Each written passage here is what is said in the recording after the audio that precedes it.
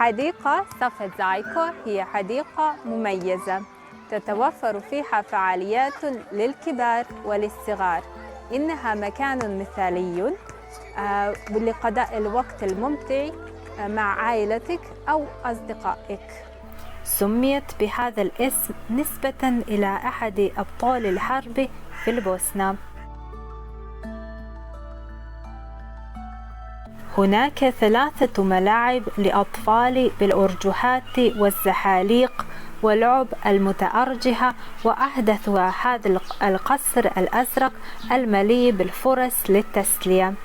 إذا كنت بحاجة إلى من يراعي طفلك لعدة ساعات، فهنا ستجد أيضا خزانة مع الألعاب، والتي تقدم أيضا خدمة تنظيم حفلات عيد الميلاد للأطفال.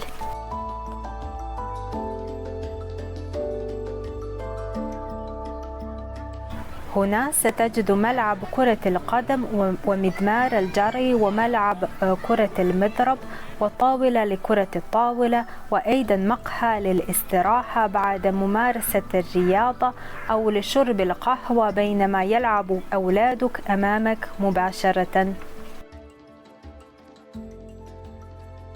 عند مدخل المركز على اليمين يوجد مسجد لأداء الصلاة، وأمامه موضع، وهنا أيضا قطار للصغار. بالتأكيد بعد أن رأيت كل هذه المناظر الجميلة تتمنى أن تزور هذه الحديقة. الوصول إليها سهل.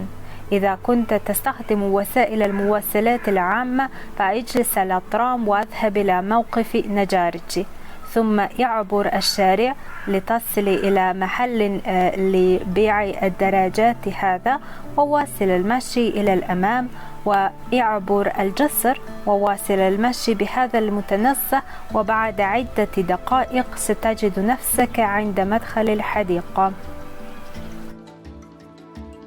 أما دخول موقف السيارات على الجانب الآخر فيمكنك أن تجد موقعها في وصف هذا الفيديو، واتبع إرشادات خرائط جوجل كي تصل إليها.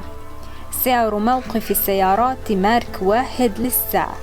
أما الأسعار الأخرى للفعاليات التي ذكرناها فلا تقف عند الصور لها، فأوقف الفيديو لتشاهدها بالتفاصيل. استمتع بوقتك في البوسنة. أتمنى لك إقامة طيبة باسم جمعية زنبق.